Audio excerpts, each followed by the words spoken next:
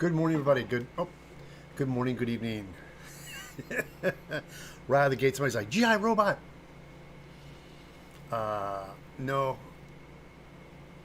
Oh no, my coffee. I don't have where I put my. Just moved yesterday. All right. Mm. Oh, guys. Good morning, everybody.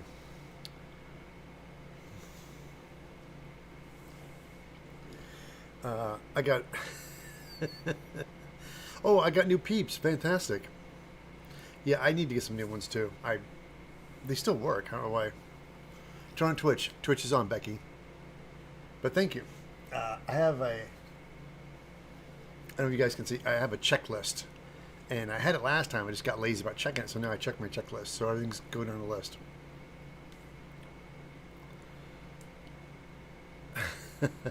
Good morning, everybody. Yes,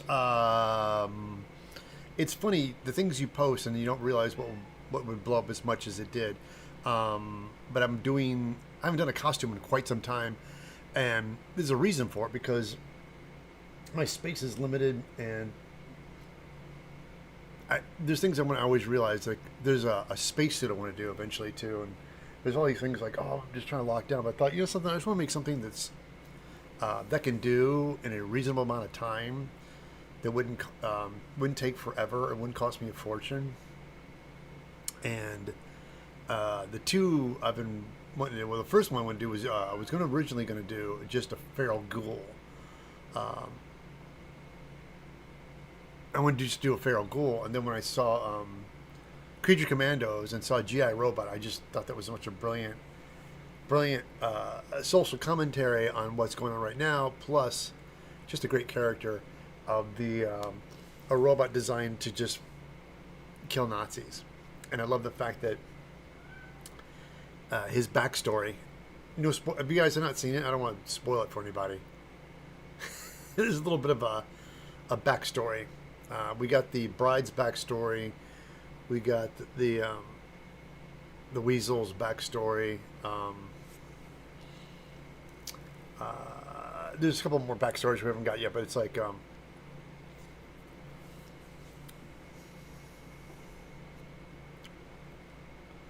puppet or prop. I'm sorry, Kevin. What do you mean puppet or prop? Oh, Gundam says I vote for G.I Robot. Oh, Kitty, yeah, that's Tabitha. Tabitha wants to get in my. My wife is asleep, and when the door's closed, Tabitha gets mad because she wants to jump on Mom's face in the morning, and we don't let Tabitha do that because Mom wants to sleep, and that's why she stands at the door and meows till she wakes her up. Anyway, so.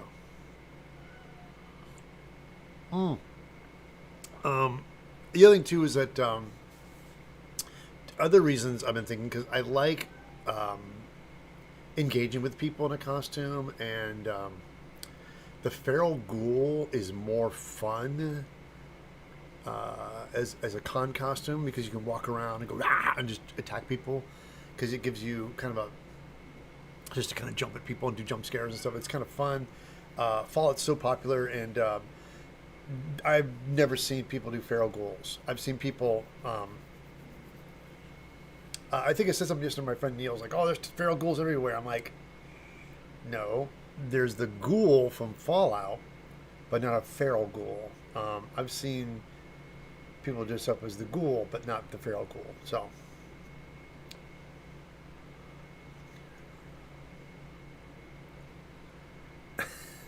Let the cat on my shit list this morning.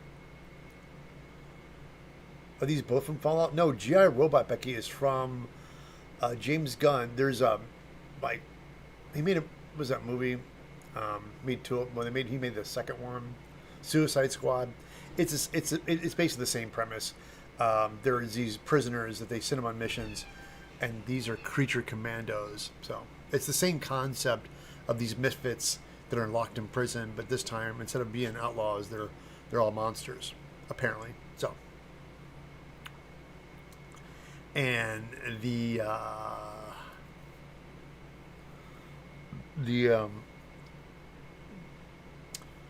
and there's a robot that was built during the Second World War, fighting the Nazis, and he's decommissioned and locked up, and somebody finds him and powers him back up.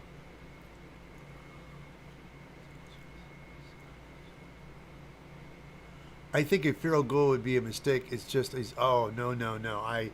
Gundam, I completely disagree, because Feral Ghouls are not zombies. There's a particular look to them, and I'm not a zombie. Zombies are rotting corpses. They look like Feral Ghouls are a very distinct look to them. They're these elongated claw-like hands. But no, I disagree with you, Gundam. I don't think it's a mistake at all, because nobody's done one. Nobody done one. Zombies. Yeah, if you look at Feral Ghouls and zombies, they're completely different. Not speaking as a guy who works in the effects field and genre. Feral Ghouls. I'm going for more the look of the game, not somebody in makeup. I'm actually making one from. I would really embody the look of the one from. As a matter of fact, somebody made a mask. I made a print of it. It was so inspiring because this guy did it. He's making a puppet. He's just made like a skull prop. But that's a Feral Ghoul. The misshapen head, the big eyelids, the elongated face. This is a Feral Ghoul. That's a Feral Ghoul. That's what they look like. It's their elongated heads that make them.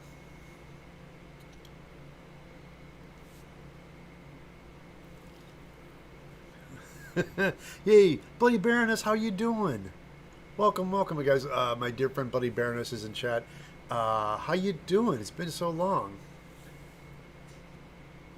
I was talking to really, Kevin edit. I was talking with a really talented guy on Mirror, and he made a beautiful Guyver head piece.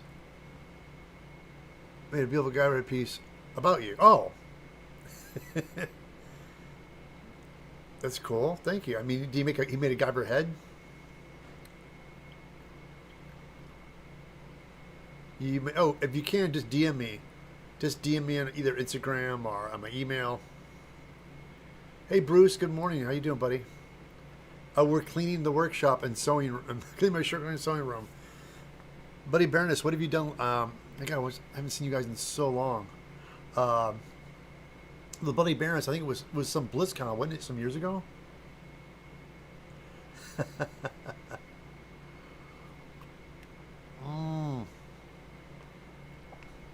Yeah, thank you, Kevin. Yeah, I definitely want to check it out. Thank you.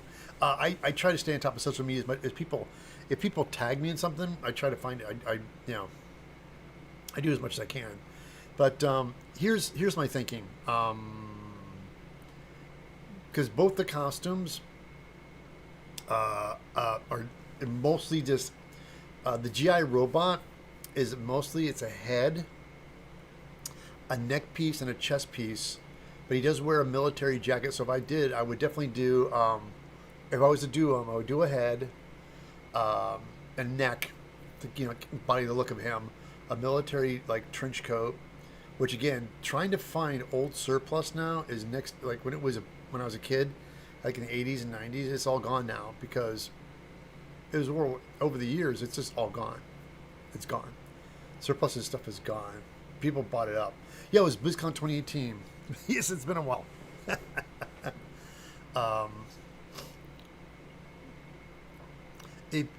You could make a Feral Ghoul into a lever of Fallout 3 by installing smoke machines. Yeah, is that Fallout? Yeah, I heard about them smoking. Yeah, I'm just basing more on 4. 4 is where I fell in love with Fallout. I haven't played any of the older games. Is the helmet, neck, chest piece, I would make hands and feet. I would make robot feet, and I would have BD, I would have pants on, I'd have fatigues, and I'd have a jacket, neck collar, and then I'd make one of my arms a gun, just for fun, like a machine gun arm. And then and a hat. He has a military hat, but I would make a lightweight foam one. Oh, Dan wants to make a Sonic hat. Speaking of Sonic, Daniel, I took my kid last night. We saw Sonic Hedgehog 3. And again, it's I know I'm not the demographic when I say this, people. My kid had a good time. That was the purpose of going. But I was like, I have no idea what's going on. And although Jim Carrey is funny in everything he does, um, it's like even though he bowed out for a little bit and he's come back now and playing this character. He played the villain in the first one, then came back for two, and then third. Is that his deliverance and is a dance thing where he it's it's absurd. He's and I know this thing. It's not my. It's going to make just a ton of money because the kids love it. They love Sonic and it's Sega. They just. But here's the fun thing about it. We went to the Alamo Draft House downtown LA to watch it, and and I love going there early because we could hang out, have a drink, play some video games, have a couple of free arcade games in the lobby. We did that, and then we sat down, and they were showing commercials from the 80s and 90s for Sonic the Hedgehog games, and I was just like, oh my god, I remember. I was laughing because I'm like, oh my god, I remember these commercials. And the big ad campaign was that they would always, and at the very end, they'd go, Sega! They would scream it. Like, Sega! And just somebody would scream at the end of the commercial, Sega! It was like the most absurd ad campaign, but it worked. It was very funny. I didn't play any of the games or played Sonic, but people loved it. We got our eyes on a con in San Francisco or Dragon Con in 2025. Oh, Barons, I know. I really want to go to Dragon Con, and I'm trying to work it out. It's just that I know when it happens, it's always expensive, and I have to book it in advance. And so I should buy tickets now. And I want to go, but I'm trying to coordinate with some people. But I want to build something for it. I just don't know what yet. Who knows? I might wear a Feral Ghoul. But I'm making a futuristic Sonic, Tails, and Knuckles mashup for me in the future. Oh, fantastic. Well, the movie's out. Jump on it. Sent the Guyver pics on your site. Oh, Evil Ted. You got it.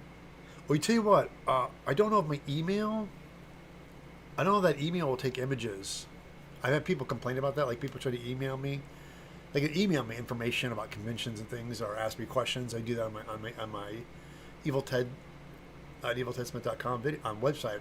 But I don't. If you have issues with images, you can just direct message me on Instagram. That's a great way, Kevin, to do that is do it on Instagram. You have a better chance. I'm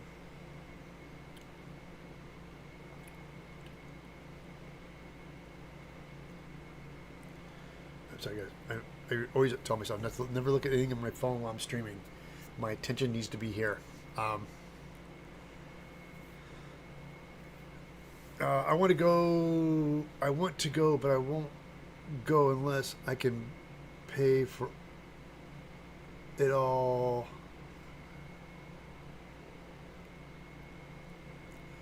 I want to go, but I won't go unless I can pay for all of it outright. Oh, I see what you're saying, Becky. Yeah, I hear you. It's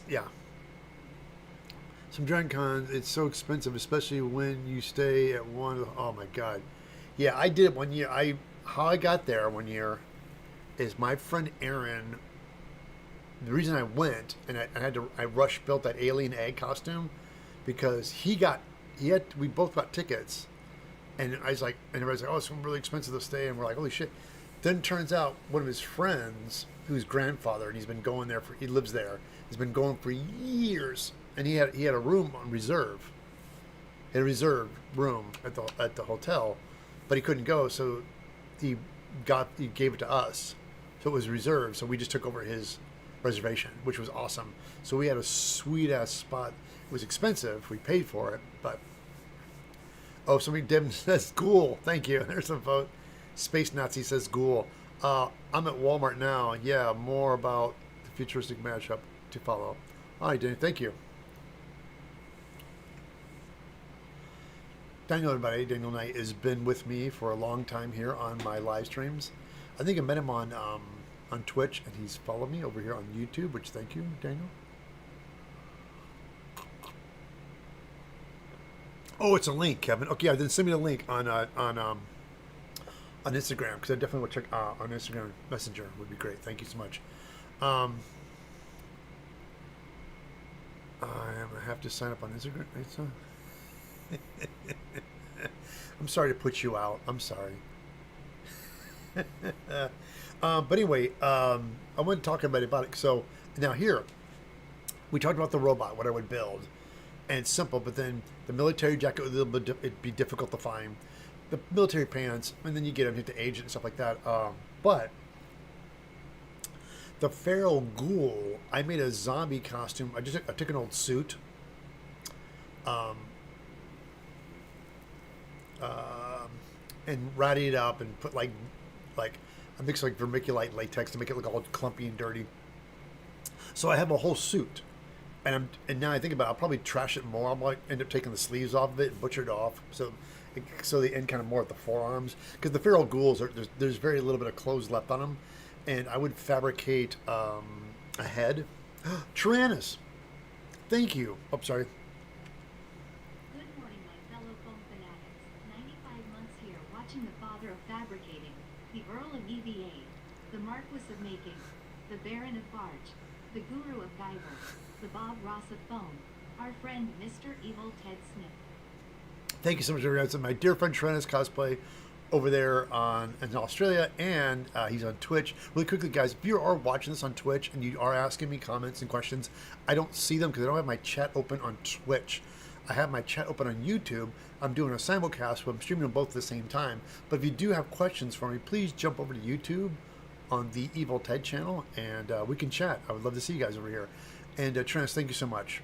You are too kind with your continued support. Thank you, thank you, thank you. Wonderful, thank you. I'm dual watching, mate. Okay, Tyrannus. Oh, there he is. Tyrannus, I know, we've been... Man, sorry, guys. Something's in the air. My nose has been just dripping like crazy. Tyrannus, I've been hoping to get out there someday. Really want to get out there. But with the economy and now with the world, everything's kind of a shit show right now. But once things start to level out, which will probably, be another 4 years? Who knows? Anyway, I digress. My point is the feral ghoul was saying is I have the suit and I would just fabricate the head. I would foam fabric. I'm not going to sculpt anything because normally in the old days I would probably just get my head and sculpt some clay and make a stone and foam fabricate. But the point of doing it, so I want to show people that you can still make a cool, nice head with just not sculpting out of clay, but do it out of foam. So I think that would be interesting because I have a head cast of myself. So what I would do is I would build a foam skull cap, snap onto my head, and then I would fabricate the mask onto that, so it slips off and snaps onto my head really good. And I'm not gonna. It's gonna be like a mask, so the mouth is gonna be fixed open. So his mouth's gonna be open with teeth, and I'm going to give him some white, because in the game they have these white eyes, like these white out eyes, and I would make it to where the eyes are just slightly below, so I would look out above the eyelids. So I'd still have the eyes in it, but I could see out the mask. And then I would fabricate the neck and chest. You're shedding. I'd make a neck piece and shoulders. I think I'd do neck and shoulders and chest. And then I would have the jacket kind of opened, whatever clothes I'm wearing, showing his neck and chest. And then I would fabricate the gloves, and they'd be the big, because their hands in the game are these giant clawed hands, like, and they always come run at you. That's one thing I love about the game. It's like you're walking, like, oh, and you're easy to kill, but there's always so many of them in the game. Like, and you're like, and you're shooting them with I'm always shooting with my 9mm, my silencer, like, shooting them. They're fun. But I kill those guys a lot. The feral ghouls.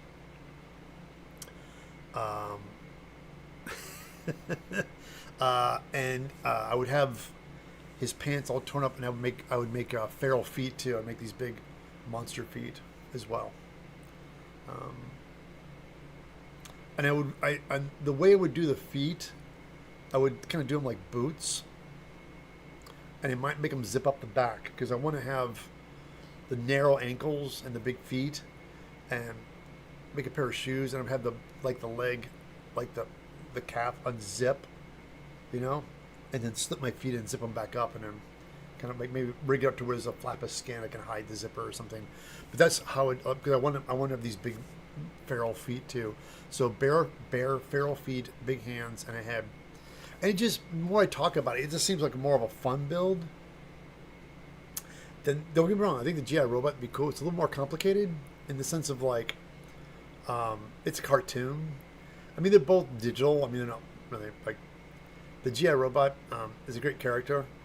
It's just a little bit more shopping and searching, because what's going to happen is I have to look for that jacket, and I have to look for the pants, and I would definitely do robot feet. I don't know. I think he has robot legs, but I would have him like have pants on him and have like robot feet. But the more I'm talking about it with you guys, just to converse back and forth, I'm starting to cater more to the Ghoul, because just my thought process of talking about it and thinking about it. I know quickly that it would come together a little bit faster, and it's more organic. It's less pattern. It's less pattern making and more sculptural. For the head, I would basically plot him out and do foam pieces. And I'd do like a little Steven SKS prop trick, as I would pattern most of it out on foam, round off the edges, and then stick foam clay on top. Like I would get the pieces of what I want where, and shape up as much as I could with a rotary tool, and then smooth everything out with foam clay. Just foam clay the head and stuff. But I have, and also for his teeth, I want his mouth open with his teeth, and I have these teeth that you guys saw when I did for the mummy last time. I got these nice little set of enamel teeth, so I'd use little enamel teeth in them and stuff, and painting them would be great, all fleshy. You know, they're definitely fleshy, but not zombie, not gray as much as they are fleshy.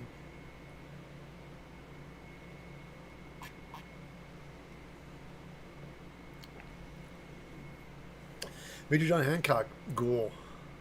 Fallout 4? No, Hancock is a ghoul, but not a feral ghoul. He still has his consciousness. He's smart, and he runs on Good Neighbor. He's a mayor, and he knows how to run. It's like he's kind of our ghoul in Fallout. Is these people that survive it, but don't become feral ghouls. And I think what's interesting is a little twist they did on the show, Fallout, the TV series, Amazon series, I really like, is that they're feral ghouls, but what keeps them from going feral is these inhalers, like this gas they inhale. It's like a drug. And some people just go feral if they don't get their hit. And I think it's a nice little touch to the show. So our hero is kind of he's trying not to go feral, but he's always has this gas. So he's a bounty hunter, and he hunts and does stuff for profit to keep his injection, his gas inhaling, to keep him from going feral. So, but yeah, yeah, it's funny because the more I'm just trying to think about it right now, like the work I would have to do to. Because the robot, they're basically the same, and they're not. The G.I Robot is a little bit more work, because the finish has to be really nice. The paints, here's the thing. It's like, they're both projects, but I think the feral ghoul would be more fun to make. I think it'd be just more of a fun, because I haven't done a organic monster in a long time. I used to do stuff when I was a little bit younger. I'd foam fabricate monsters, and I worked, of course, you guys were talking about earlier, the Guyver. When we worked on the Guyver, I helped Asao Godo make these background monsters, because we had a budget on that movie, $3 million, which is amazing. You look at it now, but the Guyver was a $3 million movie, but most of the money went in these producers' pockets. And I don't know what they actually spent on that movie, to be honest with you. It wasn't $3 million, because if I $3 million, not a lot of it. I think only like $1 million went in front of the camera, like $1.5 million went in front of the camera, because the hero suits were sculpted. They were we did life cast, and we sculpted in clay, and made monsters, but the background monsters toward the middle of the movie, and we have these, like Steve was like, oh, these, and we're like, where are these monsters coming from? So we had to foam fabricate a bunch of background, and again, they were supposed to be background, and then they're like, oh, with this, and they just start throwing them in front of camera. So they're like, all right, well, they're not background anymore. So there's a couple of monsters in the film. They're kind of funny looking because they're just foam suits they built.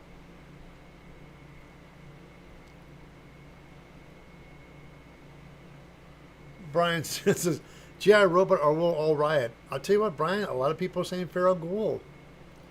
I when I posted, I thought everybody would be G.I Robot too, and they're not. Not people like the idea of a ghoul. And also, it kind of ties in because they're going to be doing the second season of they vote for both. Oh, here's the thing, Becky. I'm gonna. It's not that I'm not gonna do a G.I Robot. It's just which one was gonna start first. That's why I say when I build these costumes, I'm gonna build them both. But I'm starting with. I want to start with the Pharaoh Ghoul.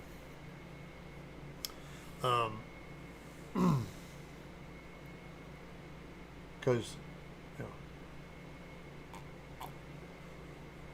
and I would love to start it right now, but I have to go right back to work. We have the job I'm working on. We have a like a week or two. We have a big push because by December, we're like my boss is like we're going to be out of money by December. Which December is over, so we're kind of out of money on the job we're working on. But we have a couple more gigs of something else coming in that's going to float us a little bit to keep us working on other things. But it's yeah, it's. Most of the stuff is already done. Just those little couple things we need to throw together really quickly that I'm working on. So.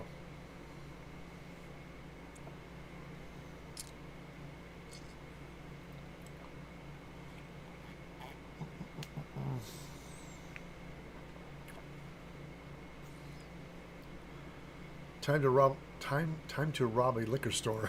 I think you should strike while the iron's hot on the robot.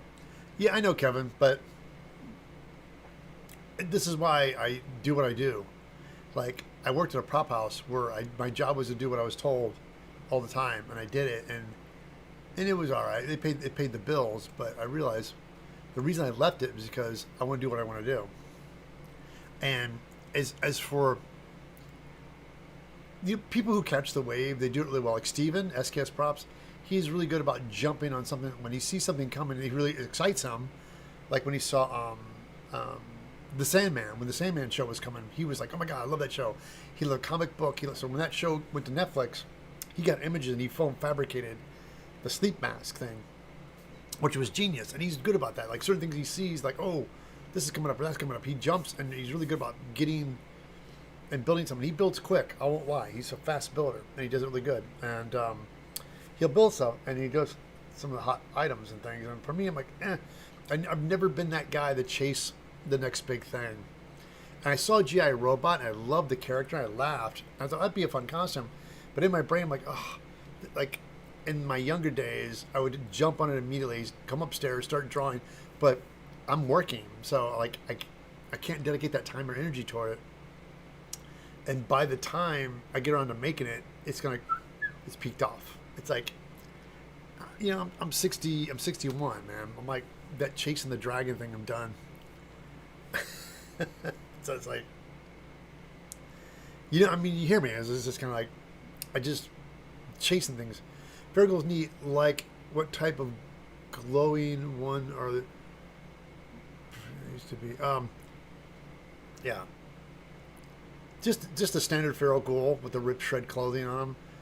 They're always like in that town square, like or in front of the police station in the game at Fallout 4. You every time you go by that police station out in the court area, there's always these feral ghouls running around. If you're gone long enough and you come back, there's still a new set running around. You have to shoot them because they attack you, and if you don't get them quickly, they tear your armor off your body.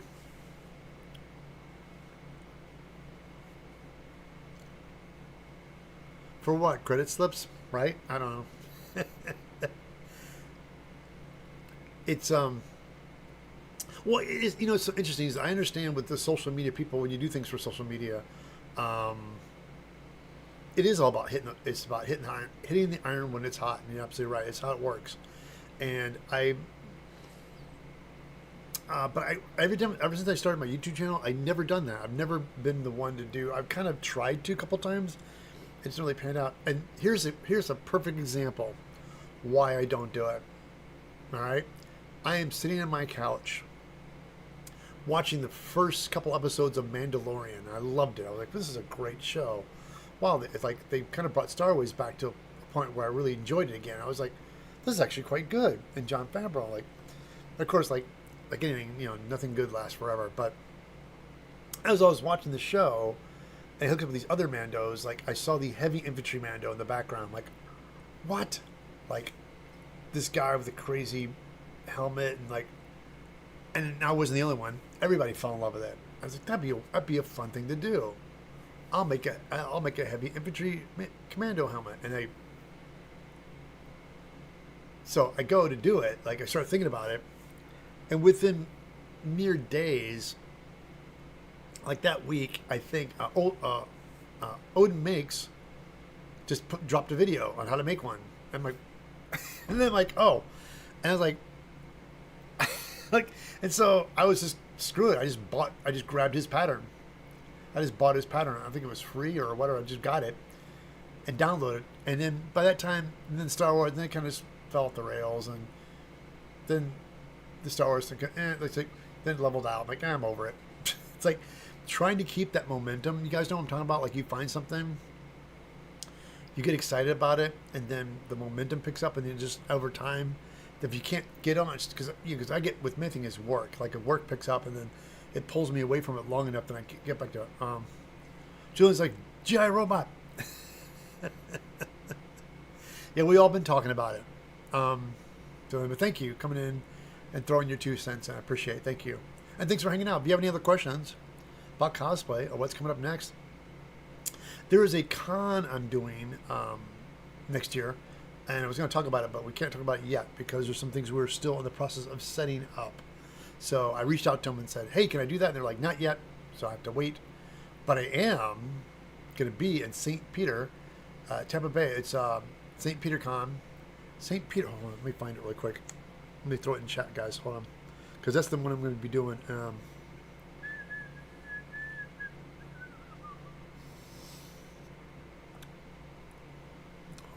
on.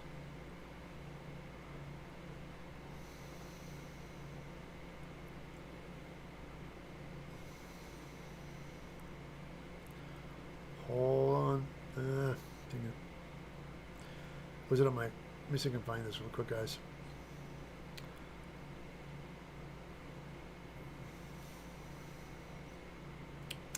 It's on my... Hold on.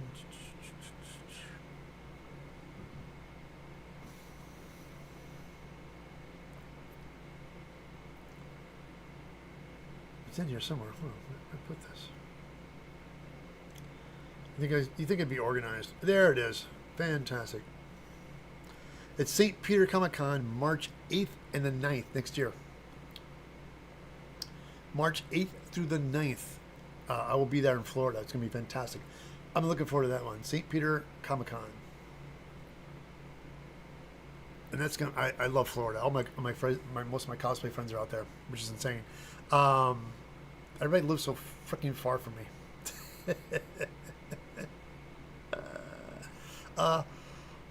All over threads lately, one cosplayer said that convention don't own you any payments or guesting.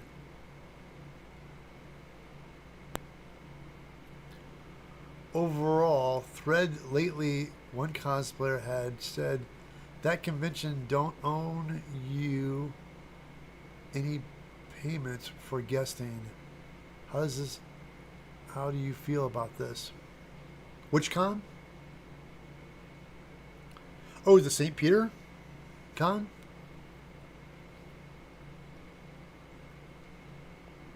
One Smith saying, so anyone got ideas on the future Shock Tales, Knuckles mashup train? Just remember or some characters like that said what they can do like this about respecting wishes.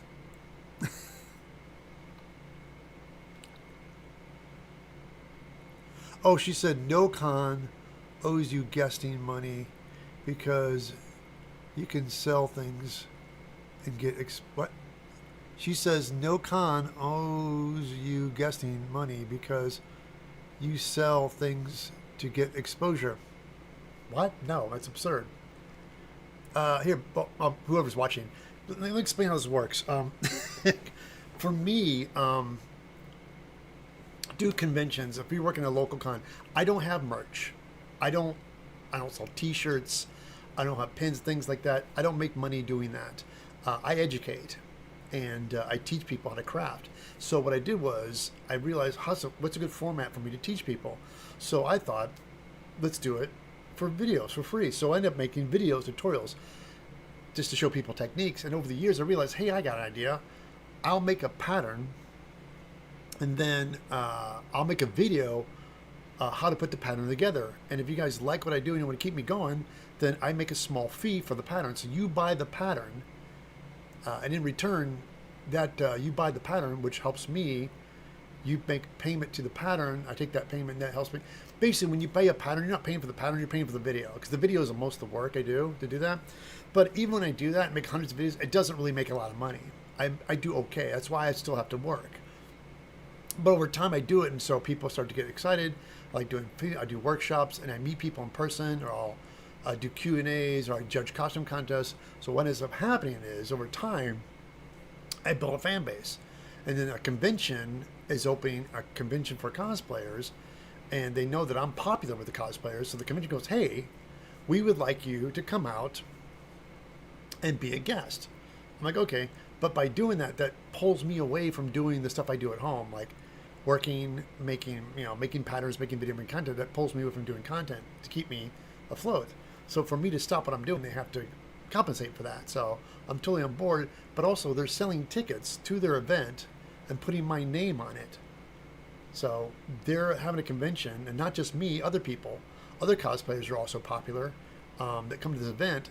So basically what you're saying is that an event, if somebody has an event and they put pictures of myself or my friend Becky or Yaya Han on those, and we should just show up for free, even though they're selling tickets to the event for people to see us.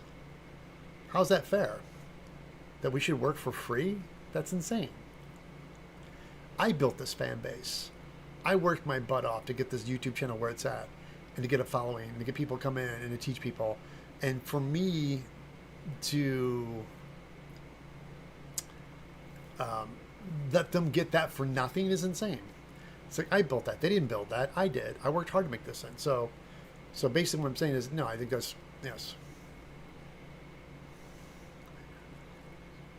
But people saying exposure is it's like, that goes back to the days of working in the movie industry. When you work in the movies, I started and came out, hey, like, we need this monster from a movie. Like, okay. And I'm like, well, and I was really young and stupid. Like, it's about $4,000. Like, well, how about $3,000? I'm like, what? Here's $3,000. Like, dude, that doesn't pay for materials. Well, if you do this movie, it gives you exposure. I'm like, yeah, but then what am I? Pay rent and feed myself with exposure? That's not how it works. So, yeah, it's ridiculous.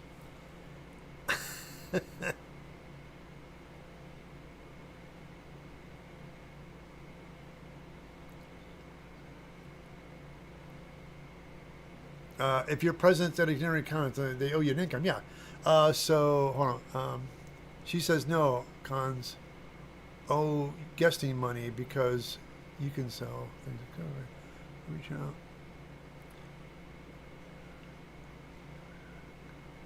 Oh, it says, oh my God, Kevin, thank you so much for the $5. Kevin, thank you so much for the tip. I appreciate that. Thank you. I'm sorry, I'll be right with you. Let me catch up with this chat really quickly.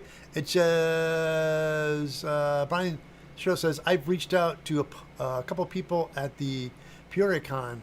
I keep getting a robot message in return. Would love to see you there in Peoria. Oh, I'd love to come. Don't get me wrong. I'd love to come. There's just a lot of talk lately about cons valuing cosplayers. There's a lot of talk about cons. Yeah, they don't. To be honest with you, I don't think they value cosplayers at all. Yes, good old exposure dollars. They have it. They have it backwards. They do. BB knows, right? Your limelight. Oh, thank you. Kevin says you are a limelight, and then you are invited to draw interest to cons, not the other way around. As a corpse, I don't know, as people die of exposure. That's right, Trans.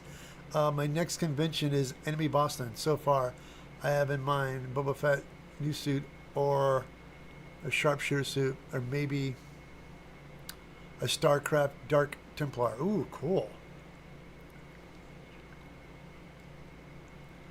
Oh, then yeah, get a gun, make sounds. That's just cool. And Kevin, again, thank you so much. Don't let those bastards get you down. No, it's look, guys. I'm not. Here's the thing. I'm gonna keep my mouth shut. I like what I do. I don't want to talk smack, but there's so many conventions that I like, but they just don't recognize cosplayers. I'm not gonna mention any names because I don't want to get down. I don't want to go down that rabbit hole. But there's conventions that are mostly local. Here's my thing with me. Local cons, you go a little further out, but there's some outside cons that when I found out that like they don't pay cosplayers, I'm just like, what? Like that is your draw because your city's so big and they have so many local cosplayers that they exploit because the cosplayers just love cosplaying. They love engaging with people. So what happens is it's a double-edged sword because I see you as a cosplayer like, oh my God, there's a con coming up, and they're like, hey, we'll give you a free if you're local, we'll give you a free table. And you're like, what? Free exposure. So you go to sell your 8x10s and pictures. But what's happening is that by doing that, you're devaluing yourself because you're worth something. Because people are buying, here's the thing, the cons don't know. Well, you don't know either because you're very humble like myself. When we first started out, you're like, oh, nobody wants to see me, little old me, but they do. There's cosplayers I know for a fact, there are these cons, they're doing it for free. And there's people traveling and spending money to get in line for hours to see them. And they're not being paid their worth. And they all do this, and they do it local cons.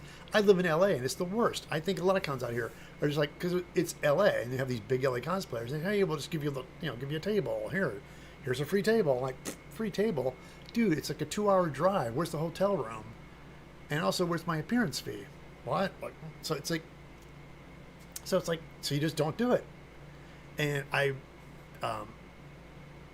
guys want to look, Allison Tabitha. Allison Tabitha's a rock star, and she's smart. And if you see Allison Tabitha, something you can guarantee they paid for her face and for her to be there because Allison learned really quickly in her stage too. She started off very small, like I did. My first con I did for free. It was EpicCon in Germany, and I went to Germany. I get to fly to Europe for free, so I flew to Germany for free. I was thrilled. This is we're talking like 10 years ago. I flew out to it.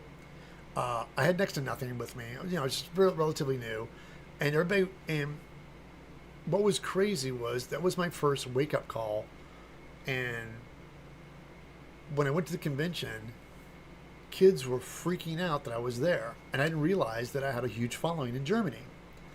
I was just happy to be there, right? So I get there, and just kids like, oh my God, Evil Fed.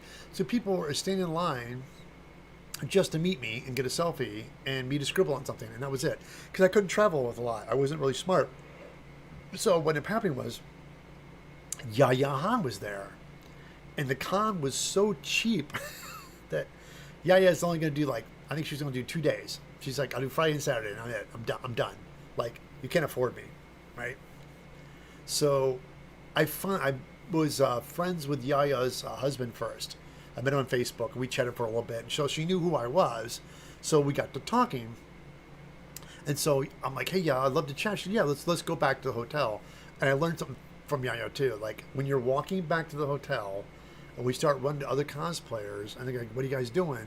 She's like, don't stop. Just tell them where you're going. But if you stop, it's going to turn into a conversation. We're not going to get there in time. And she goes, I just want to get to the bar and get a drink. I went, okay. So as I'm following her, sure enough, she was right. We start walking back. Like, oh, where are you guys going? Where are you going? We're going to the bar. Oh, we'll be right there. Well, hold on. Wait. And we're like, no. So we just kept, we'll meet you there. Pick your destination. And when people say where you just say, this is where we're going to be, and keep walking, don't stop. So I learned that from her. So we get to the bar, we sit down, and I'm like, yeah, I am a huge fan. Let me buy you a drink. So I buy her a drink, and she looks at me and says, so Ted, so what did they bring you on here for? And I said, oh, I came out for free. And she looked at me, she goes, I did the same thing in the beginning.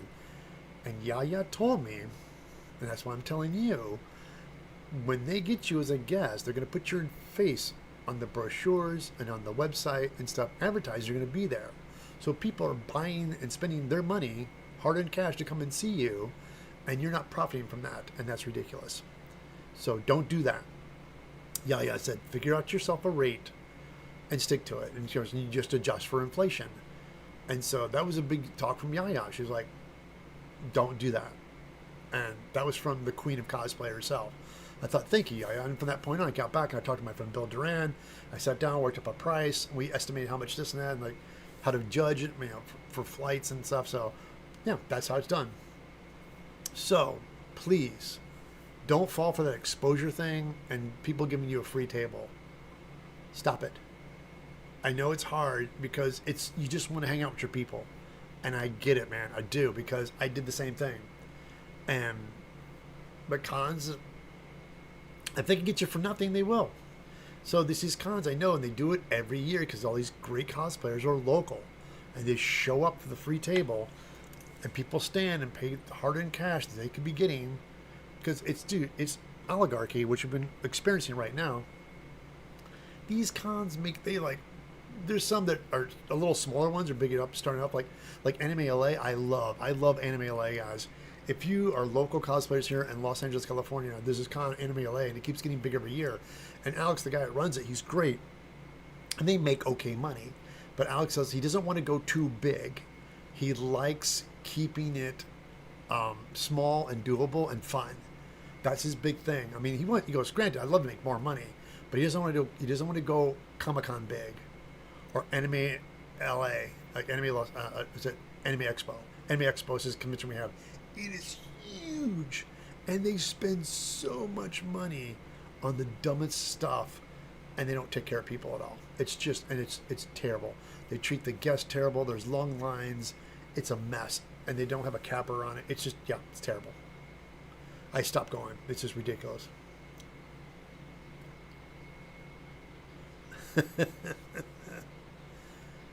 Becky should make a con. I drove 5+ hours to a con where Ted guessed twice. Oh, wait. Billy Baroness, which con was that? Was that, there was Comic-Con Germany, and there was the one Frankfurt, Stuttgart,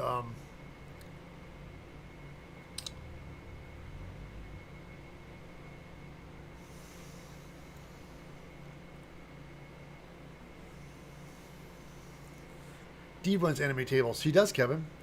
Unfortunately, I will not be doing Anime LA this year. And if you guys haven't heard yet, I'm not going to be at Anime LA this year. I'm sorry to say. Hey, Happy New Year's, Neil. How you doing, man? I'm not doing... That's it. Epic Con. Baroness, you ready for this? That was the first one. Epic Con was my first one. And I did it for free. I'm like, all right. Yeah, and I did meet you guys. That's right. You were there.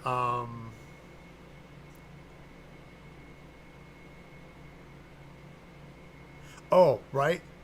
Hackrook says Anime LA is great. Only gone like 4 times. So different. Yeah, it's and not only that too. It gets better every year. Last year they did. I loved. They spread the aisles out. So when it got crowded, you weren't bottlenecked. They had tables, but they spread everything out. So the aisles, some cons you have like 2 rows of people, like, and if it was a right and a left, and nobody's moved. They're all just standing still, so you can't get a fight the crowd. Anime LA lengthened the lines. It was nice. I really liked it.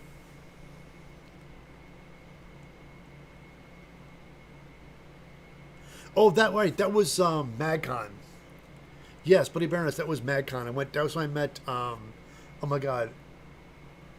Mattia and JoJo were my angels on that trip because I was just by myself. Again, this is when I realized I need an assistant because I just kept traveling, trying to do everything by myself. It was so freaking stressful. So I ended up. MadCon was a nightmare. You had to get to. We had Foot Lockers, and I had to get in the Foot Lockers. I had like 3 of them or 2 of them, I think. No, I just had 2, I think. And I had to take the trains by myself, and we dropped in the suburbs. But luckily, I found those guys. They were staying at the same hotel I was, and they said, "Oh, here's the con." There was no car or ride picking me up. I had to take the train. I knew how the train worked, and they're like, "Oh yeah, we got you, Ted." So I would go in the train with them to the con in the suburbs, and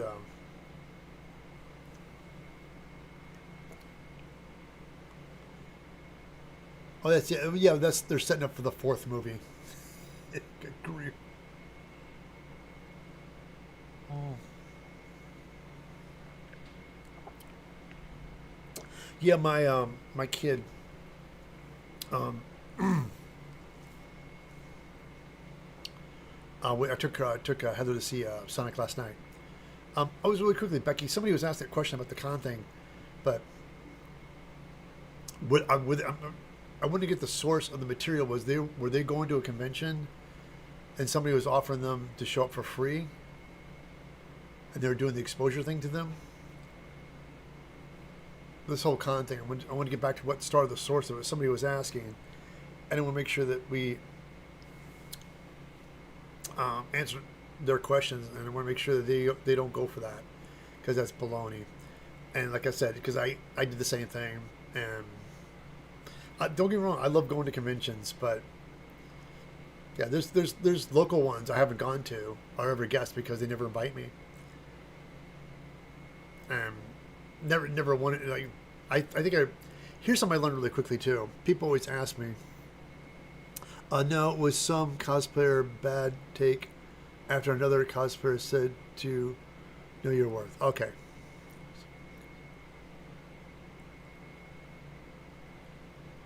Know your worth. True. Okay.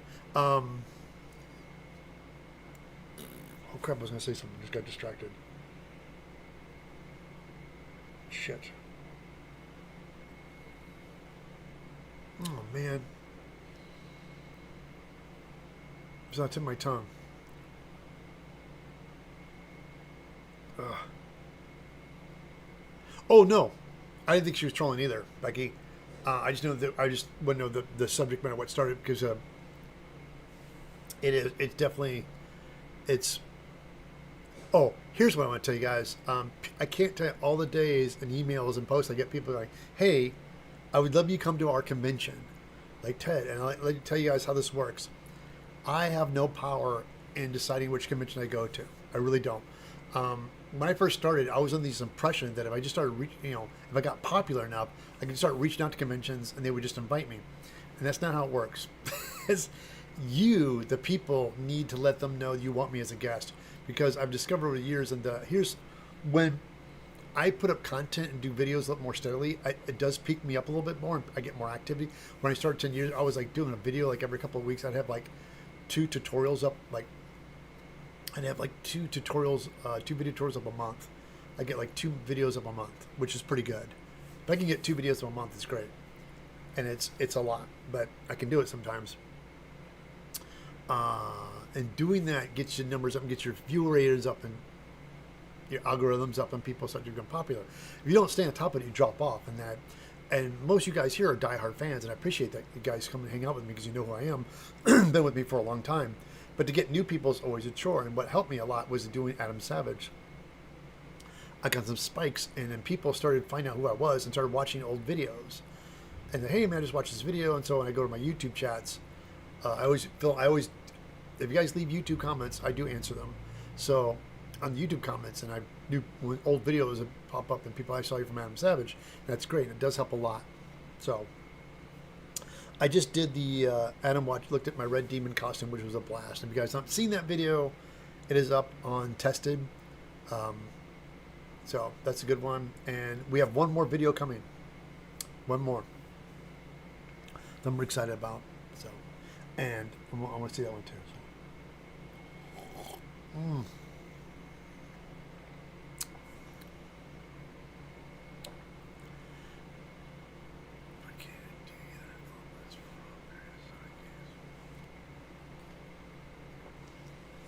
but I can do other elements from various Sonic games. Oh, anyway, sorry guys, I've just been hanging out and just chatting today. It wasn't much of a build day. Just wanted to catch up and talk to you guys about cosplaying and making costumes. And I've been working on. I think I've decided I'm going to do the Feral Ghoul because the G.I Robot's cool, and I might tackle it if I wasn't working. But yeah, trying to do that and work. Oh yeah, yeah. It's yeah, Bloody Baron. It's Can I grab that link and throw it in chat? Can you do that with? Hold on, let me see if I can do that.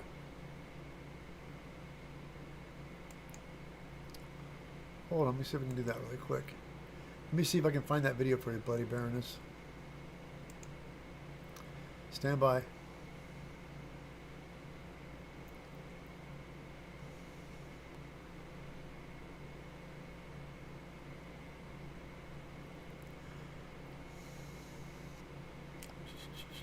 Oh, there it is.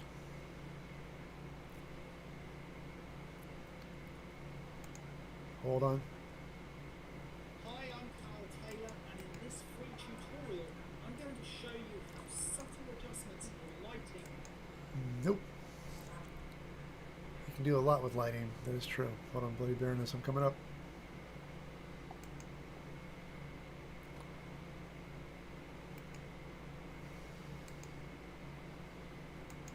There it is. Got it.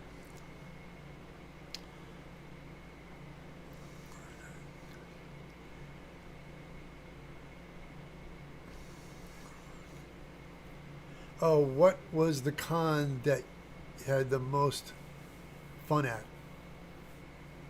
Oh my God, that's good. That's a great question.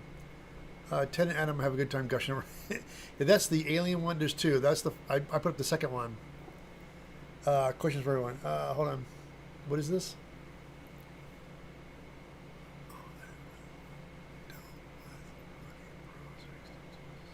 Oh yeah, Honey Browser.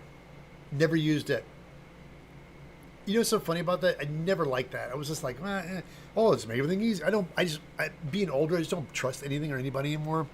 I've been screwed over so much, guys, just by banks in general. But yeah, Honey Browser, man, those guys. Here's the thing: I was so mad about that. People need to go to jail. The thing that happens is these guys get busted. And, oh yeah, whatever, and then they get slapped on the wrist. These guys need to go to jail, but they don't, and that's what's frustrating about these guys and these stolen programs and things, and people steal people's money. It's okay, Ted. All Evil Ted content is good, and Evil Ted content builds or cray. We are here for all of them. Okay, and it's. Oh, there it is. Thank you. I got rid of Honey a long time ago. It doesn't play nice, right, Becky? It was at Elko PopCon. What was? I'm sorry, Becky. I'm lost track of my questions. The most fun I had. Elko was fun. That was good. There was. I think it was Comic-Con Germany, where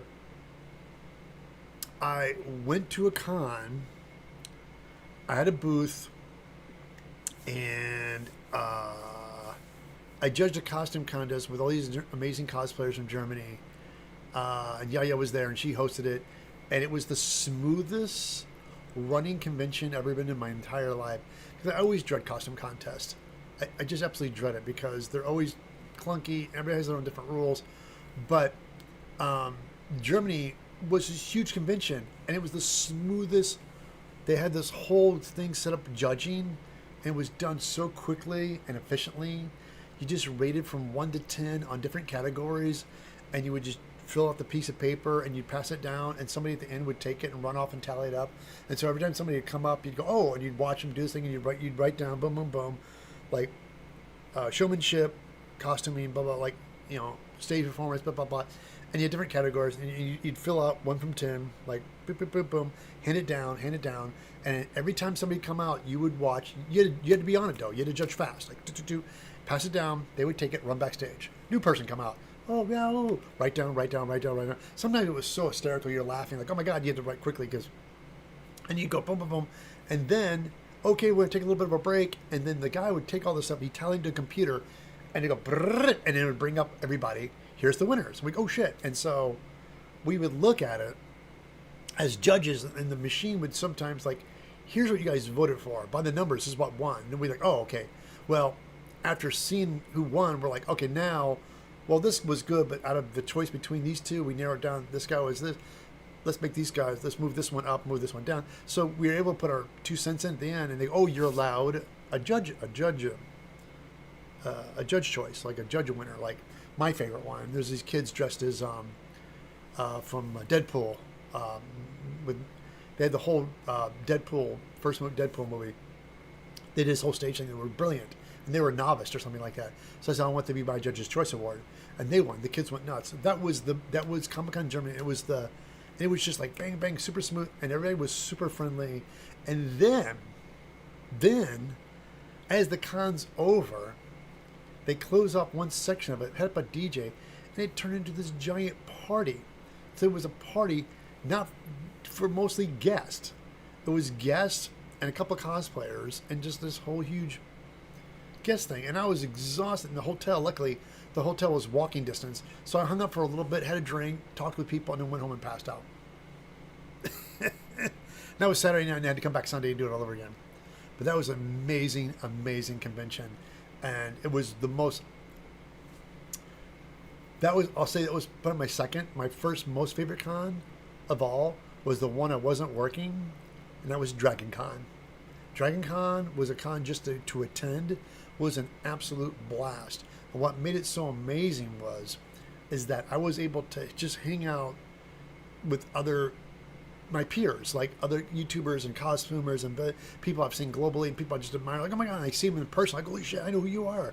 And we just all like fangirl on each other, and we hang out and tell war stories and talk about costumes. And there's no costume contest. There's no judging. I mean, there is, but we don't do it. We just hang out and just admire each other's costumes and tell war stories and drink and have a good time. That's been my favorite con. Best con I attended was Comic-Con Germany, and the most fun I've had at cons that I attended was Dragon Con. And then it does drop off. Then there's Elko Con. Elko was a lot of fun too. Elko was very low key and fun and friendly. I like that one. And then Costume Con was great too, and I did it with Beverly. Beverly was great. That's my third. I think it'd be my third favorite.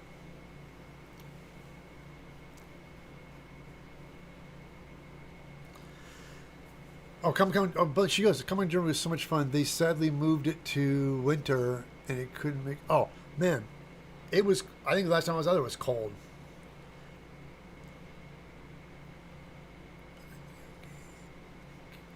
Oh, but been a video. Oh, Danny says you've been a video game. You've been on a video game kick recently. I understand. We get things we follow. I wouldn't mind ending up in Germany in winter. They serve hot liquor on the streets. Not banned. Especially love bringing silly costumes to Dragon Con. That was my thing. When my friend Aaron got that ticket for the convention and we had a hotel room, I had to cop like $1,000 or something like that. So we scrounged together and do it. We were going, and I threw together that alien. I did Charlie the Robot from Scooby-Doo and the alien egg costume. And the alien egg cup, I couldn't pack it, so I had to mail it. It was ridiculous. I had to ship it. It was such a pain in the ass.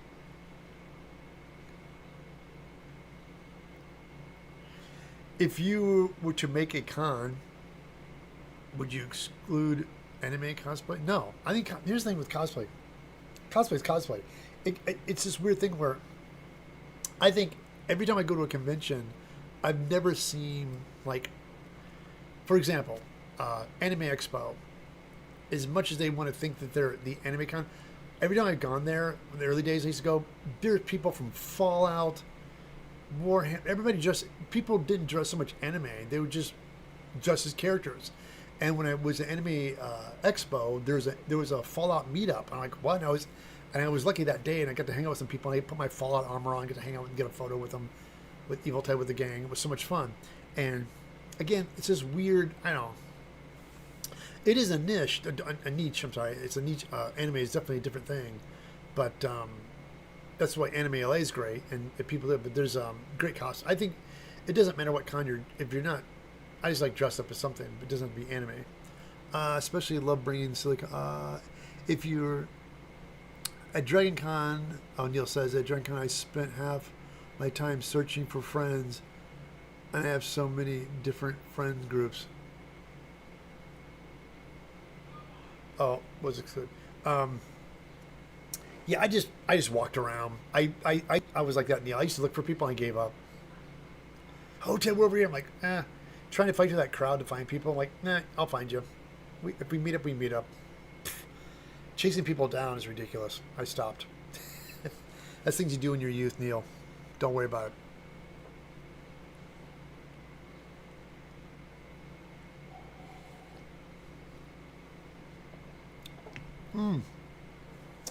This has been a very low key day, guys. Thank you so much. I just resting from the holidays, and I have to go back to work tomorrow. But I'm taking a lazy day, and my shop's getting clean. My wife, this is a big compliment. My wife came upstairs and was like, "Ooh, your place is looking really nice." I am visually cleaned up because I've been working really hard to make space to work. So that's why I'm kind of gearing up to do a costume, and I'm going to start videotaping it. Kevin goes, table gaming, etc. You know, I used to table game when I was really, really young. I don't do it anymore, but I admire it, love it.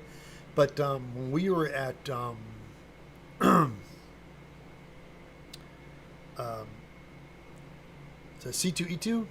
Yeah, C2E2. It was a fun con. That was in Chicago. And that was, it was cold. And they had game tables and stuff set up. And that was pretty packed. That was huge. And I don't know if they do that, but I knew one thing in Anime Expo they do is they have like libraries where kids get there and spend top dollar and sit in a room and read anime. Like, they had like libraries at Anime Expo, of rooms full of manga comic books.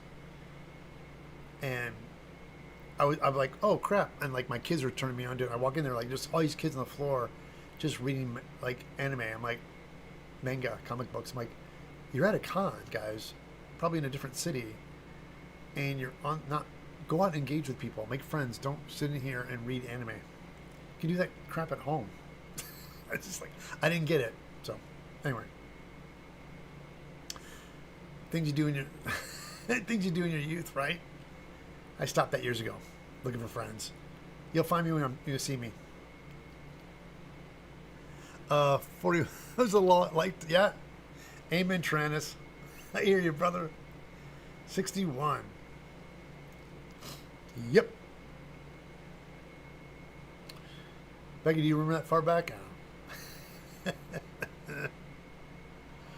Oh, everybody's funny. Everybody's funny today. Focus. Isn't that funny? I brought the mug up and it brought everything out of focus. It was a time, wasn't it, Becky? Yeah. Oh. Age is sneaking up on me, and it makes me kind of like think about things. So, this company I'm working for, I'm really excited about, and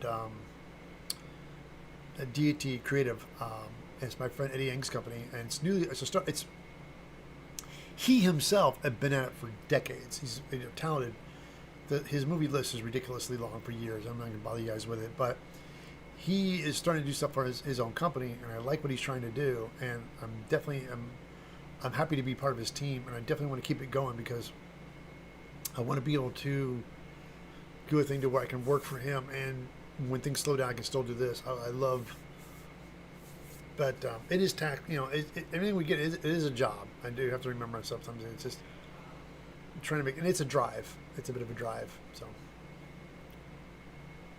I am adjusting, but I love making money and providing for my family. It does help a lot.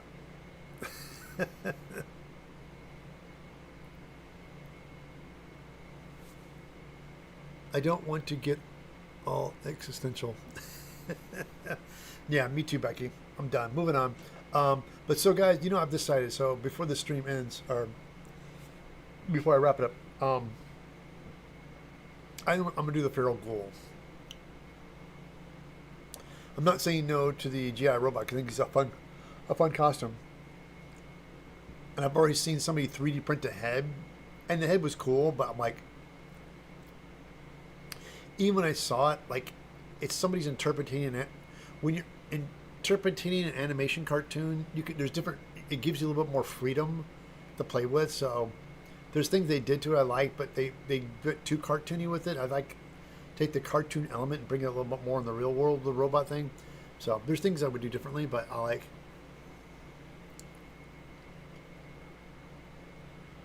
So the Ghoul, how are you approaching it? I think I'm going to start with the head, Becky, first. What I'm going to do, Beck, is I'm going to do the head first. It's just I'm going to foam fabricate a mask, and then I'm going to do the I'm going to pattern the neck and chest. I'm going to foam fabricate, but I'm going to do it with upholstery foam. I'm not going to use EVA foam. I'm going to use upholstery foam for all the skin and pattern it and do like all the bumpy, the fleshy. Like I'm going to do like the collarbone out of like dense, like probably do that out of L200. I'm sorry, out of EVA foam. Do like some collarbones and ribs, and then put upholstery foam on top of that for the skin. There's this upholstery foam you used to be able to get was really, really thin, and for the life of me, you just can't get it anymore. I went to Atlas Foam, who used to cut it for you, and like, here it is. I'm like, that's not as thin as you guys used to cut it. And they're like, yes, you always like it when you go somewhere and they tell you something when you know for a fact that's not what they did, and they tell you that's not what they used to do, and they just like lie to your face. Like, hold on, I'll show you exactly what I'm gonna use, Becky. I have it over here.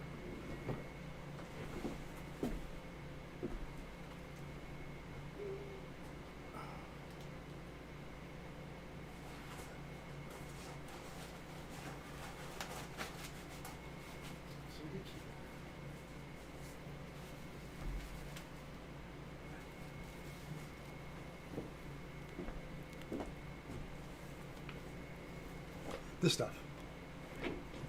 Upholstery, it's really thin. Now this is like it's almost like, dude, it looks like a half inch to me. Like it's a quarter, but I'm not kidding you. They used to cut it half this thickness back. And they're saying, no, we didn't. Like, yeah, you did, because I used to use it like crazy.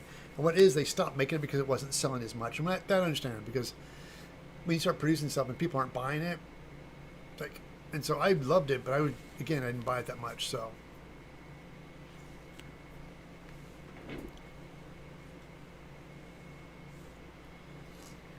what I'm gonna do, Beck, is I'm gonna do the head, and then I'm gonna do the neck and chest and shoulders, and have it open. And so I'm gonna have like a shirt, like a jacket opened up, so show the Ghoul and like the collarbone, the rib cage a little bit, and then I'm gonna make arms that go all the way up to the forearm. I'm gonna make gloves, go up the forearms with these big claw hands, and then I'm going to do feet.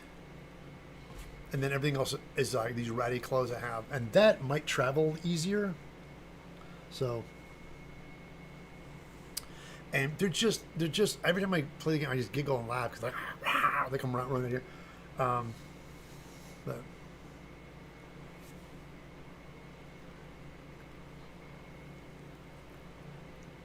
oh, like the bat wing girl wings. D knuckle hands, claws, nails. No.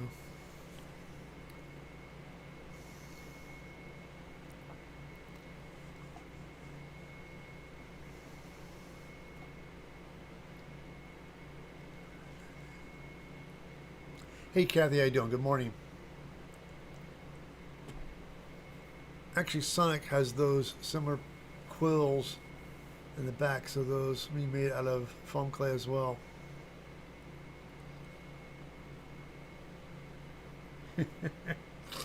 But yeah, that's my plan, Becky. I want to do no, it's great, guys. Thank you, because just talking to you guys, you made me. I was riding back and forth, kind of riding the fence about it, and now I'm realizing, oh yeah, just I'm gonna do the feral Ghoul, because that's what I want to do. I think this is gonna be fun, and the big thing is that's the reason why I made those hands, the foam hands, which I can show you guys.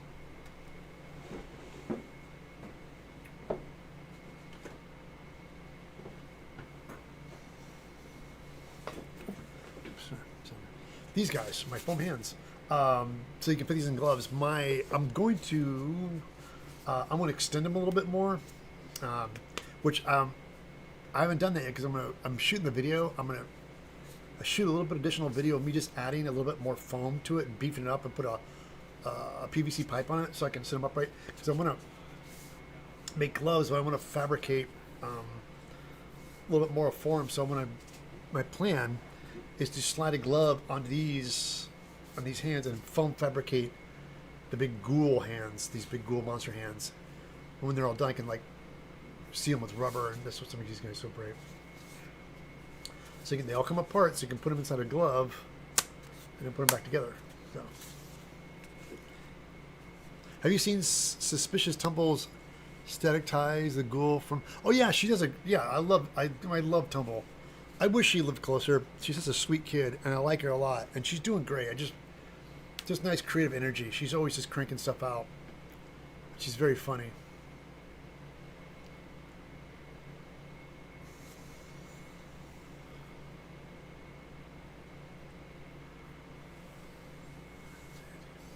Oh, Trent, you haven't seen that? I did. Yeah, Trent, I did this a while back. I'm making this into a video. This went really well. I traced my hand on a piece of paper, poster board, and then traced it, made a right and a left, and then cut the thumb position, and then I started cutting the fingers, bent them, and then rotary tooled them, and then got them to where they would come apart. And so you cut them like this. You take the thumb off, and these guys, and you slide this. You slide these. You slide the thumb and the pinky into these guys first, and then you slide these in afterwards, and the magnets help them snap it. And therefore, when you're doing the glove, you build on the hand, and when you're done, you just pull everything out.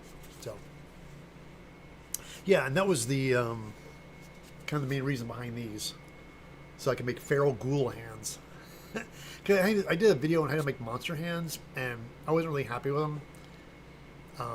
They were a pain, I had to stuff them and everything, so I figured I'm just going to do something like this. Trust your instincts. Thank you, Kevin. I'm just going to do that. Always. I can make Sonic style shoes. Oh, the shoes are fun. Sonic has these big shoes, big tennis shoes and whatnot. So.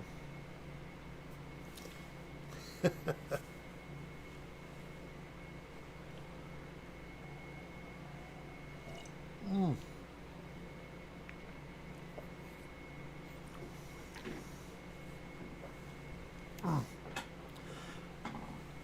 But yeah, that's what I'm gonna do. That's gonna be, and this was, it's the craziest thing.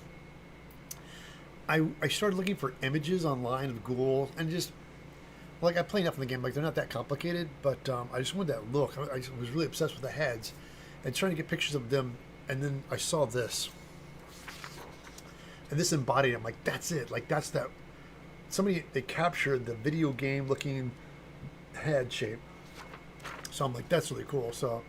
With somebody on Pinterest making a prop head. I really liked it. So I'm like, that's what I'm going to use as my reference. I'm going to get my head cast. And the thing is, I'm going to make a foam skull cap first.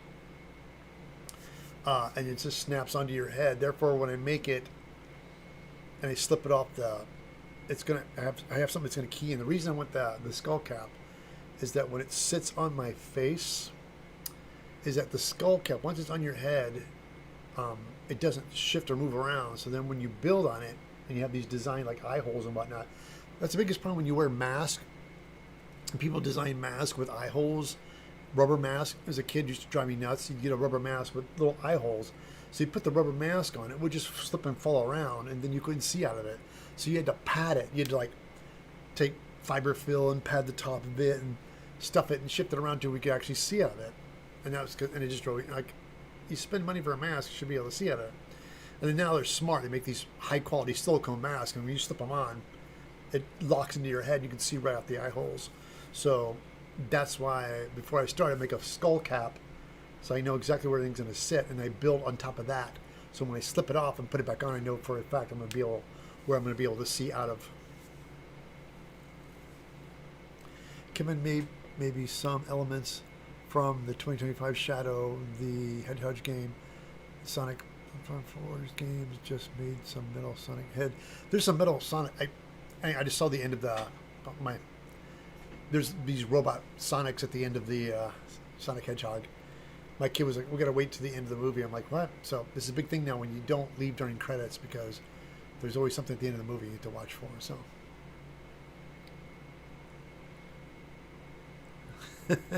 The Buddhist mummy wearing sunglasses.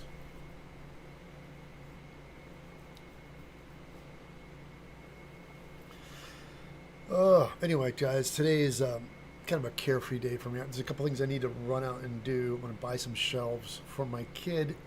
Heather wants to display some things she gets for Christmas. She has these dolls she's been collecting, and there's no room. There's like, she has this wall space. I'm going to give her some shelves that she can put up her figurines and things she's been collecting. So I'm like, yes, I am all for that. Doing dad stuff.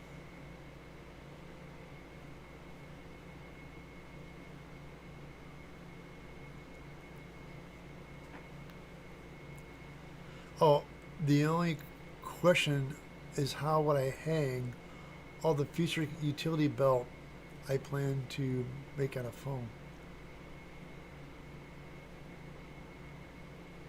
How to hang it? How to hang all the futuristic utility belt? How how you hang it on your body, or how do you hang it in a closet?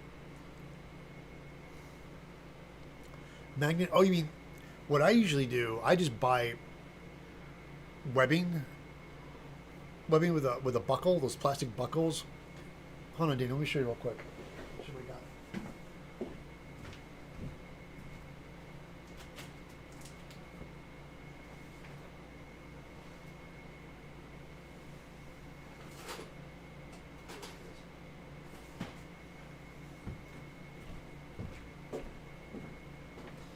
These are the absolute best right here. These plastic buckles, these guys right here. You squeeze them, hop open like that, put them together like that, and you just, here's the thing, we can adjust on one side, but you pick one side, you stitch it, run all the way through, come back through here, you loop it through this little guy, so you can adjust it, and you can just build stuff on top of that. I put foam, or make foam pouches. I did the same thing with the Battle Sister belt. These things are awesome, these snaps. Now, if you build things like pouches and things on them, build hoops on the back of things, so you can actually put them on. Here, let me grab that Battle Sister belt.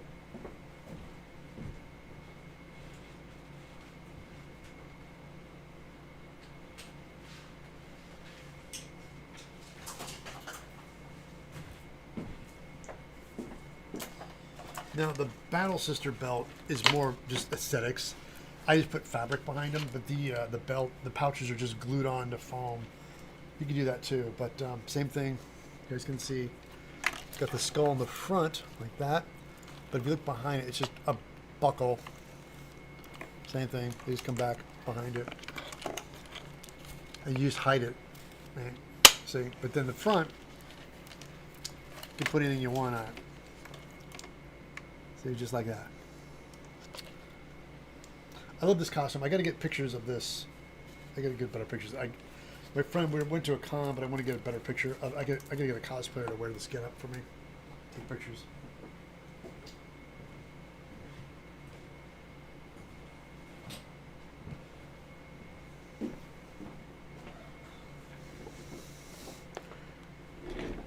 Yeah, Velcro. Here's the thing. Velcro's alright. It has its place. Velcro's good in some areas. Becky. Yeah, sorry. You need to be of the female persuasion. Yeah, I want to schedule a photo shoot. I was trying to get my friend Cassie to wear it. I don't know if she'd be up for it though. She might be a bit small for it. She is tall though. It might work. It might fit her.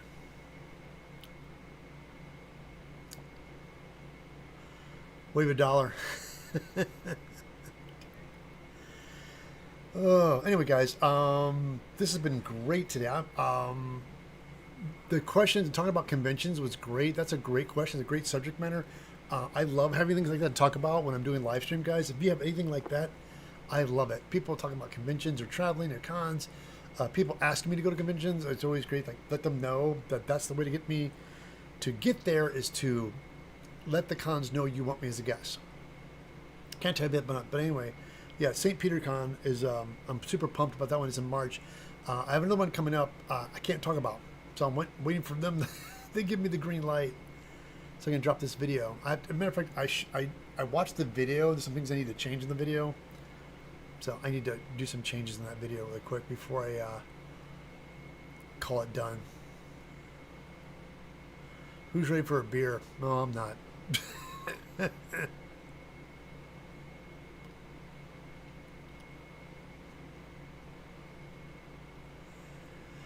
Dingo's maybe Eggman Empire Exodus.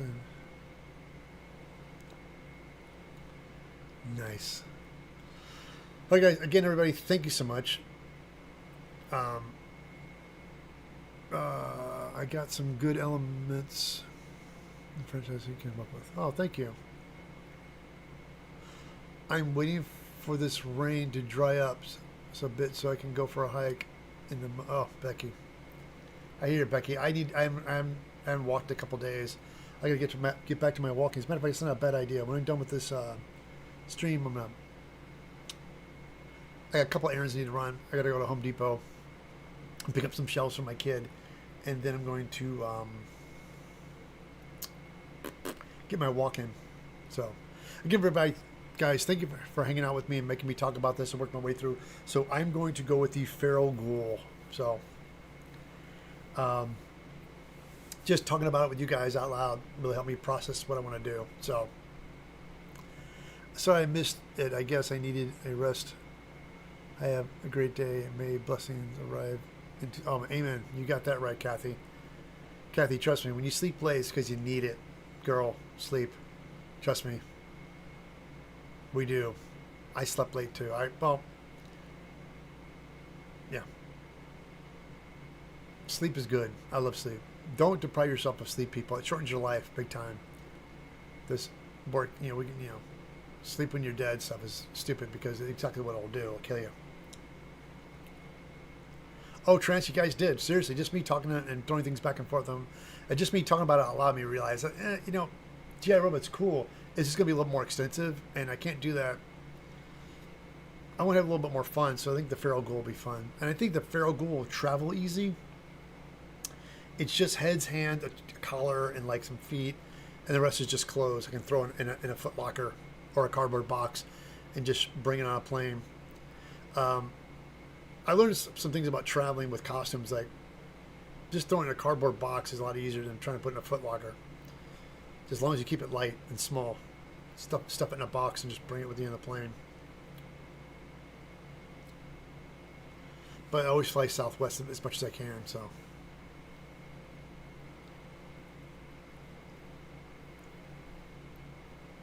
Oh, Trance, I'm sorry. He's right. The time zone's so different, man. Get some sleep, my friend, please. You stay up too late already. Get to bed. Go to bed. So I'm ending this stream, guys, so Trance can go to bed. Well, again, everybody, guys, thank you so much for hanging out with me today. Again, if you're new to my channel, don't forget to like and subscribe. Tell all your friends all about it. If you guys do like, I do have patterns on my website. I do have merch in my store. If you guys click the link below, I have merch. Don't forget the thumbs up, comments below. And I'm going to be doing my Feral Mutant, and I will start documenting. I'm going to start piecing again. I'm going to start making a list of things I want to do on it, and then I'm going to start documenting it. Whether I do it on live stream or not, probably not. I might do some of the build on live stream, but I'm just going to start documenting and making a nice in-depth video about going about making this guy and my thought process behind it, and I think it'd be a way to go. Like, okay, I'm going to make this Feral Ghoul. What am I going to do? So, should just document the whole thing. So, that'll be fun. And I will make a video out of it, I promise. And thank you so much, guys. I'll catch you next Sunday. Well, what I'll be doing next, I have no idea yet. Thanks for the stream, Ted. All this to you and your family. Oh, thank you, Tranus. Thank you. Thank you, Kevin. Thank you, Daniel. Thank you, Becky. Thank you, Kathy.